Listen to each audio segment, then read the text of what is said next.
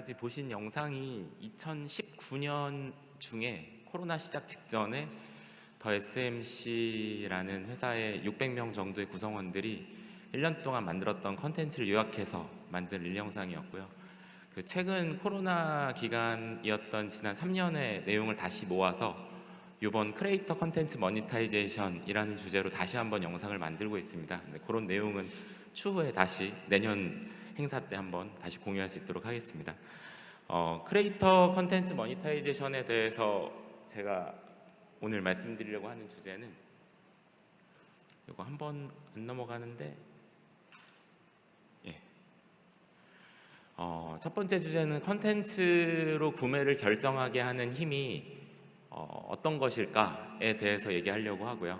근데 그 얘기를 드리려는 이유가 사실 크리에이터라고 하는 시장, 그리고 지금 이런 WCIF에서 계속 얘기하고 있는 그런 이제 문화 산업에 대한 이제 시장을 저는 이제 2009년에 소셜 미디어 기반의 컨텐츠 회사를 창업해서 15년 동안 한국 시장에서 이제 경영을 하고 있는 제 입장에서는 소셜 미디어 크리에이터에 대해서 지속적으로 집중을 하고 있습니다.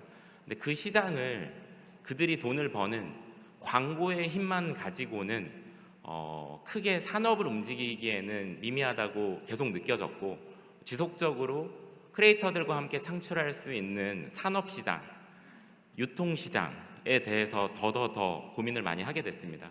그 과정에 대해서 두 번째 주제인 크리에이터가 만들어내는 구매 영향력에 대해서 좀 얘기를 하고자 하고, 리테일 커머스 미디어라는 단어를 한번 정의를 WCIF 회원분들과 함께 정의를 해보고 싶습니다. 그래서 그 과정 중에 리테일의 커머스 미디어를 만드는 크리에이터들이 준비해야 될 것들에 대해서 한번 더 오늘 얘기하고, 뒤에 대담 시간에도 크리에이터분들과 함께 대화를 나누고 싶습니다.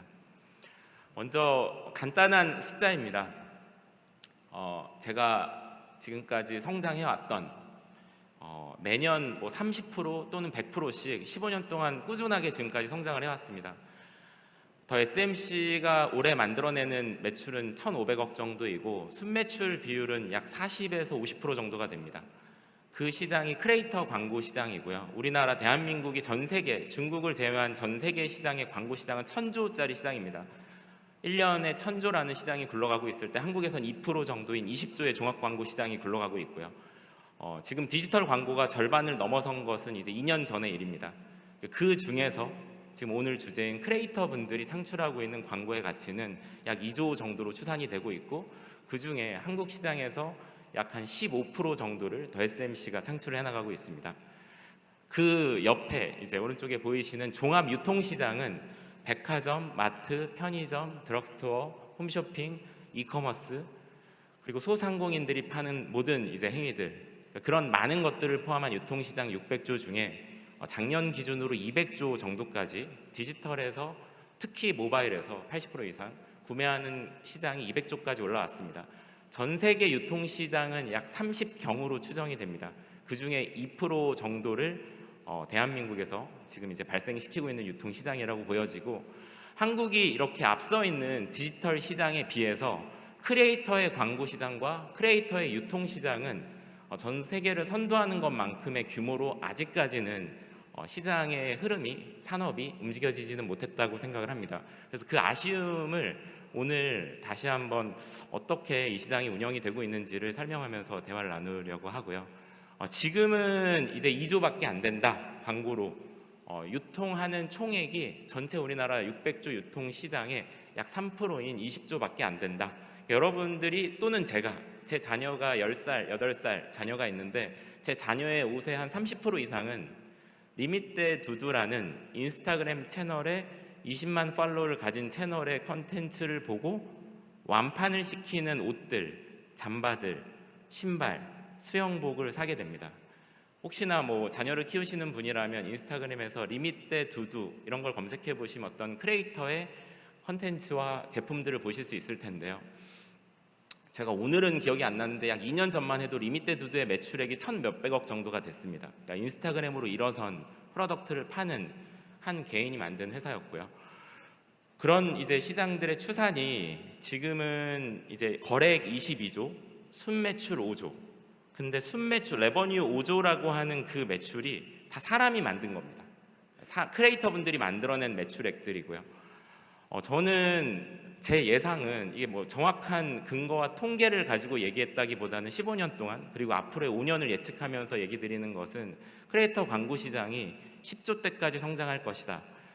한국의 음악 산업이, 영화 산업이, 웹툰, 소설 산업이, 게임 산업이 폭발적으로 성장하는 기간이 있었던 2000년과 2010년대가 있었다면 2020년대 중에 크리에이터의 광고 시장과 크리에이터를 통한 거래액 시장이 폭발적으로 성장할 거라고 믿습니다. 지금까지의 포텐셜을 기반으로 MZ세대라고 할 수 있는, 이제 알파 세대라고까지도 할 수 있는 거의 45살까지의 많은 세대들이 이 영향력에 다들 같이 움직임을 만들어가고 있습니다. 아직 그 시장이 못 따라가고 있는 상황일 거라고 생각이 됩니다. 그리고 우리나라뿐만 아니라 이건 전 세계에서도 마찬가지일 것이고요. 근데 이제 그러면 유통시장에서 누가 어디에서 어떻게 어떤 소비자가 구매 결정을 하고 있을까에 대해서 소비자의 5가지 유형이 있습니다. 일단 누가에 대해서 얘기를 해보면 이 결론은 그 누가의 각각의 영역에 있는 사람들이 어떤 순간이든 디지털, 소셜미디어의 컨텐츠를 보고 바로 결제로 이어진다는 점입니다. 다시 재구매로 이어지기도 쉽고요. 20년 전이랑 다르게 오늘부터 앞으로 5년 동안은 구매 제한자인 뭘 사달라고 조르는 어린이나 구매 영향력을 행사하는 어떤 분야의 전문 정보를 전달하는 크리에이터나 지금 당장 집에서 돈을 쓰는 컨펌을 해주는 의사결정자인 주부나 직접 내가 그걸 구매해서 전달해주는 사람이나 아니면 사용을 하는 사용자나 이 각각의 분들은 점점 더 소셜미디어의 컨텐츠를 통해서 바로 의사결정할 수 있는 환경에 다다르게 될 것입니다. 어디냐? 지금 우리가 많이 커머스 쪽으로 사용하고 있는 채널은 지금 보시는 것처럼 인스타그램의 컨텐츠, 유튜브의 컨텐츠, 쇼폼, 틱톡의 컨텐츠, 배달의 민족이나 컬리나 당근마켓이나 또는 이제 거대한 회사가 되어버린 오픈마켓의 컨텐츠 공간들입니다. 그러면 이제 이런 리테일 회사들은 어떻게 하면, 저는 이제 유튜브도 리테일을 할 거라고 믿습니다. 인스타그램도 리테일을 할 거라고 믿고요. 이미 하고 있지만 더 잘할 거라고 믿습니다. 당연히 기존의 리테일 회사들도 디지털 리테일을 잘할 거라고 믿고요. 그 과정에서 소비자 경로는 기존에 우리가 학습해왔던 인지, 지각, 선호, 구매, 재구매 이런 식의 패턴이 아닌 복잡한 과정을 통해서 이루어집니다. 정보의 습득력은 10년, 20년 전보다 지금 최소한 10배 이상 높고 100배 이상의 정보를 탐색할 수 있는 상황이 돼버렸습니다. 그래서 할인이나 저렴하나 가격 비교나 등등등의 평가에 대해서도 손쉽게 빠른 시간 안에 콘텐츠를 보면서 의사결정할 수 있는 곳들이 지금 이렇게 많아졌습니다. 지금 이렇게 많은 곳들을 저는 지난 이제 15년 동안 콘텐츠 1년 10만 개 정도를 만들어 오면서 지금 이제 인스타그램 피드, 네이버 콘텐츠, 카페 커뮤니티, 알고리즘으로 추천된 쇼폼 콘텐츠 이런 곳에서 결국은 트리거를 자극해서 구매까지 이어지는 공간들을 만들어 오게 됐고요. 지금 이 광고 시장이라는 곳은 저 왼쪽에 보이시는 브랜드 마케팅이라는 곳에서부터 출발합니다. 사실 브랜드 마케팅에서 뭔가 사람들한테 인지를 시키기 위해서 크리에이티브라는 걸 만들어서 빵 터지게 하고요. 그 중에 알맹이가 소셜미디어 콘텐츠라고 생각을 하고 있고, 두 번째 영역이 그걸 네이버의 배너나 디지털의 배너, 키워드들로 전달시키기 위해서 퍼포먼스 마케팅이라는 것을 합니다. 세 번째 영역은 전문가가 아니면 별로 관심이 없는 영역인데, 그렇게 해서 유입된 곳에 리테일의 미디어들을 가지고 그냥 쿠팡의 배너, 아마존의 배너, 배달의 민족의 배너, 이제 그런 공간들입니다. 그러니까 오프라인의 매대나 홈쇼핑이나 배너의 공간까지 몰아왔을 때 그 고객들은 거기서 의사결정을 해서 사게 됩니다. 근데 이 과정들을 크리에이터들이 더 적극적으로 관여하는 것을 저는 이제 리테일 커머스 미디어라고 정의를 했습니다. 리테일 기업이나 600조의 시장을 만들어 가시는 그 안에서 프로덕트를 판매하고 있는 비리테일 프로덕트 기업들이 리테일 커머스 미디어를 뒤에 말씀드리는 D2C 커머스, 라이프스타일 커머스, 그리고 지금 오늘로서는 가장 큰 파괴력을 가질 것 같은 유튜브의 스토리 딜 커머스, 세 가지 영역을 가지고 요즘 미디어의 요즘 프로덕트를 가지고 요즘 컨텐츠로 고객들의 시장을 2배, 4배, 8배, 16배 확장해 갈 수 있을 거라고 믿습니다. 그것이 리테일 커머스 미디어라고 정의하는, 크리에이터들이 중심이 돼서 크리에이터들이 이끌어갈 수 있는 하나의 새로운 리테일이라고 생각을 하고 있고요. 그냥 손쉽게 이제 브랜드 마케팅의 사례들은 화제를 일으키는 컨텐츠입니다. 소셜미디어 컨텐츠이기도 하고요. 퍼포먼스 마케팅은 검색 노출, 배너 노출, 혹은 데이터 드리븐 트래킹을 해서 사람들을 따라다니면서 노출시키는 이제 최적화 광고들. 근데 지금 말씀드리는 브랜드 마케팅과 퍼포먼스 마케팅 때문에 디지털 광고 시장이 한국에서 10조, 전 세계에서 200조, 300조 대까지 성장을 했습니다. 근데 그 과정이 오늘은 멈췄습니다. 멈춰 있고 정체하고 있는 중이고요. 그 다음에 이제 만들어진 영역을 잠식하는 회사들이 여러분이 다 아시는 아마존이 전 세계 광고 시장이 7.7%인 77조를 차지하고 있습니다. 한국 쿠팡의 광고 시장 추산은 우리나라에서는 아직은 잘 안 되고 있는 중이고요. 배달의 민족도 마찬가지고, 작년 배달의 민족 영업이익 7천억, 8천억 중에 대부분이 리테일 미디어 마케팅의 수수료 수익입니다. 근데 이런 이제 리테일 미디어 마케팅이 확장이 오늘 많이 되고 있는 중이고요. 근데 그 중에 우리가 느끼는 크리에이터 컨텐츠는 그 시장에 많이 침투되어 있지 않습니다. 인스타그램에서 자발적으로 채널을 만들어서 브랜드를 만드는 사람들만이 지금 많이 이제 침식이 되어 있는 중이고요. 그래서 저는 제가 지금 어찌 보면 오늘 이제 주제 중에 하나가 크리에이터가 프로듀서가 된다면, 크리에이터들이 프로듀서의 영역을 같이 운영할 수 있다면, 감독 같은 출연자 같은 역할만이 아니라 프로듀서의 역할을 강화할 수 있다면, 작은 도움을 기반으로 그 과정 중에 리테일 기업은 리테일 커머스 미디어를 만들지 않으면 지금 공룡들의 수익성이 줄어들고 성장이 정체되어 있기 때문에 새로운 걸 도전하고 싶어하는 돈들이 있고요. 비리테일 기업은 디지털 리테일화에 실패해서 어떻게 하면 다시 대체제의 디지털 리테일을 할 수 있을까에 대한 고민들을 하고 있습니다. 그래서 그 시장의 힘을 기반으로, 광고를 받게 되면 계속 의존할 수밖에 없기 때문에 그 시장의 힘을 기반으로 지금 비리테일 기업의 리테일화를 도와줄 수 있는 사람들이 크리에이터다. 리테일 기업의 리테일 커머스 미디어 구축을 도와줄 수 있는 사람들이 크리에이터다. 근데 그 기준이 크리에이터가 프로듀서가 될 수 있다면 이라는 기준에서 이 가설이 존재할 수 있다고 생각을 합니다.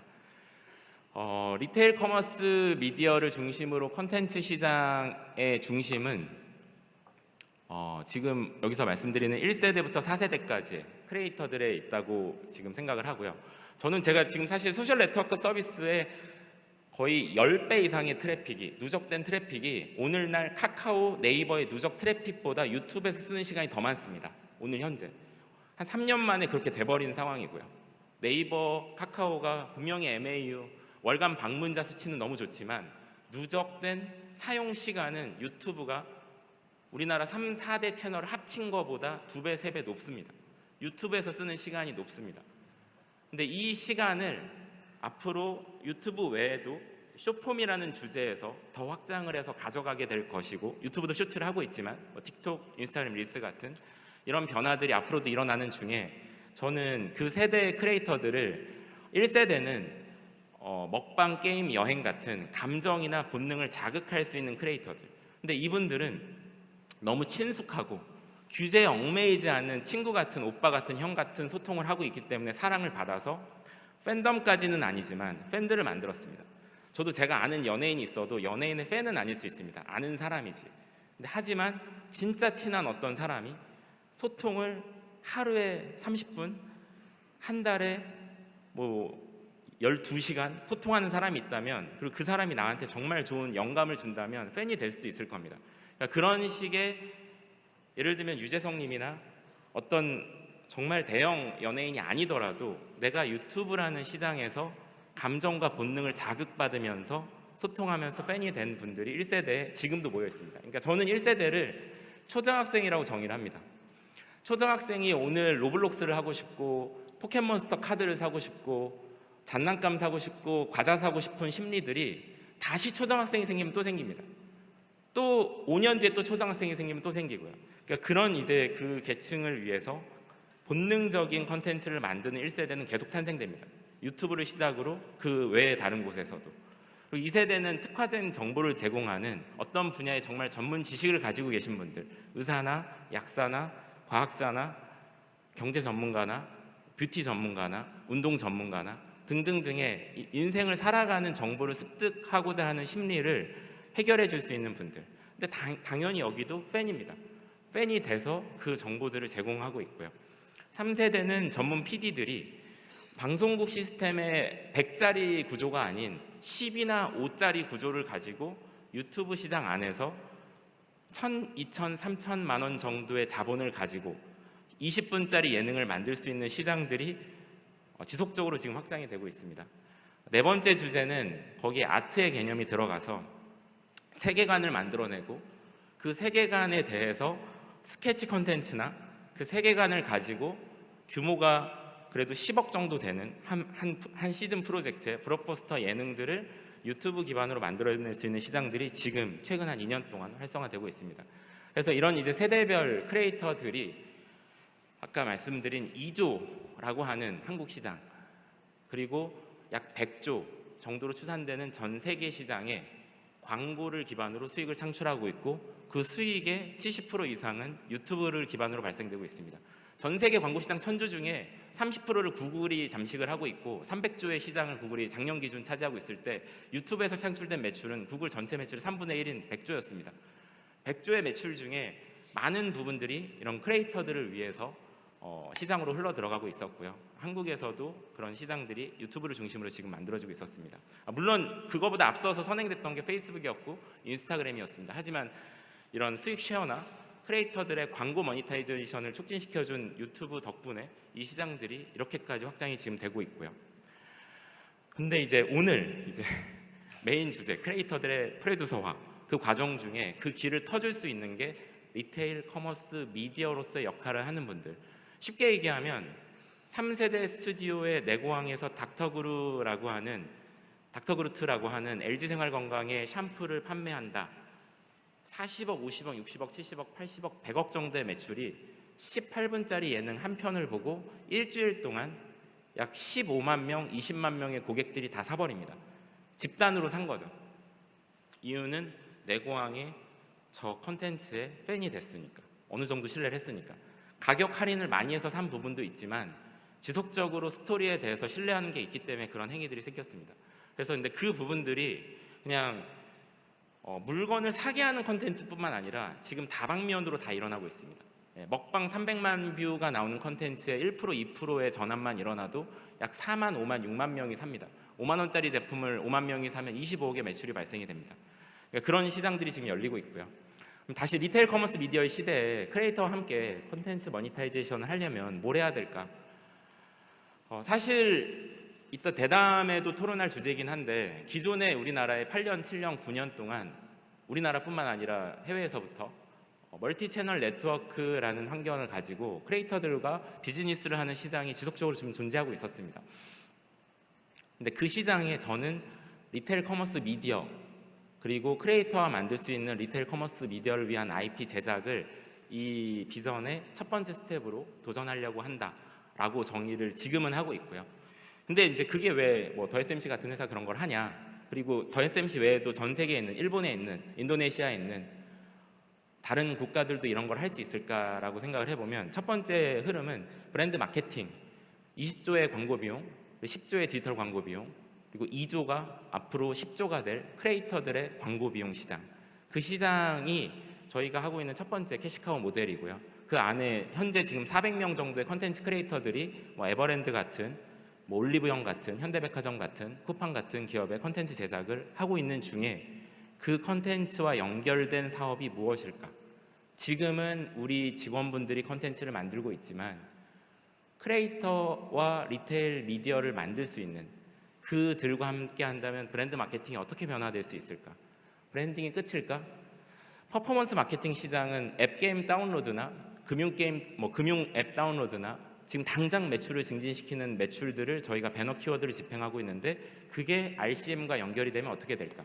저희 회사는 리테일이 없다 보니까 지금 쿠팡이 아마존이 벌고 있는 리테일 미디어 마케팅을 그 회사 서버에 저희 솔루션을 파킹해서 사실 그 안에 있는 배너가 재미는 없습니다. 최적화된 배너긴 하지만 그 안에 컨텐츠를 공급하면 무엇이 일어날까? 근데 지금 제 느낌은 리테일 미디어 마케팅에 오늘 현재 한국에서 가장 공을 들이려는 회사 중에 하나가 구글 유튜브입니다. 구글 유튜브 안에 리테일 미디어 마케팅이 일어날 것이라고 확신합니다. RCM이라는 것은 결론은 크리에이터 중심의 얘기입니다. RCM 단어 아래에 있는 우리 회사, 저희 회사에서도 10번의 도전을 올해 배를 10척을 만들어서 뛰려고 하는 시장이 리테일 회사와 합작법인을 5대5로 만들고 크리에이터 합작법인을 5대5로 만들어서 각각의 방송 프로그램 안에서 1년에 수백억 또는 천억 이상의 매출을 창출시킬 수 있는 프로젝트를 10개 정도를 진행을 하려고 합니다. 그 뒷단에 D2C 커머스, 라이프스타일 커머스, 스토리 딜 커머스는 요즘 미디어, 요즘 프로덕트, 요즘 커머스 컨텐츠를 하고 싶은 리테일과 비리테일 기업들이 지금 다 바라고 있는 시장들이고요.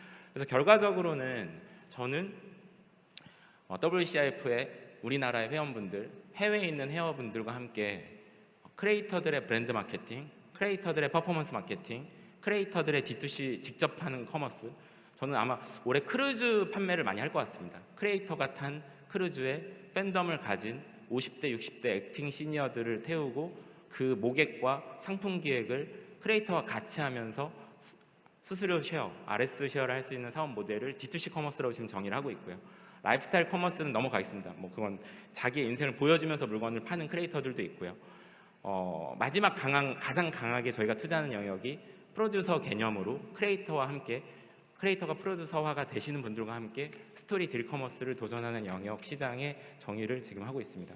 그래서 마무리는 크리에이터들의 IP를 강화할 수 있는 일을 시작으로 그건 돈은 되진 않을 수 있습니다. 사실 가치가 증진되고 팬을 늘릴 수 있고 콘텐츠의 질이 풍성해지고 돈은 크게 늘지 않을 수 있습니다. 하지만 커머스 특화 IP를 개발하면 한 명의 크리에이터와 함께 적어도 100억, 많게는 1000억 이상의 연간 매출액을 만들 수 있는 일들을 벌려갈 수 있지 않을까. 그래서 저희도 리테일 회사 크리에이터와 수백 개의 프로젝트를 한다, 지금 광고를 하듯이 그 개념보다는 10개를 하든 20개를 하든 40개를 하든 이 정도 규모 안에서 최대한의 그 시장 가치를 지금 만들어 본다에 대해서 저희가 도전을 하고 있고, 구체적인 얘기들은 이제 저희 회사에서 도전하고 있는 사례들은 내년 이 기회가 다시 주어진다면 그 기회 때 한 번 더 구체적으로 좀 말씀드릴 수 있도록 하겠습니다. 여기까지 발표는 마무리하고, 아무튼 WCIF에서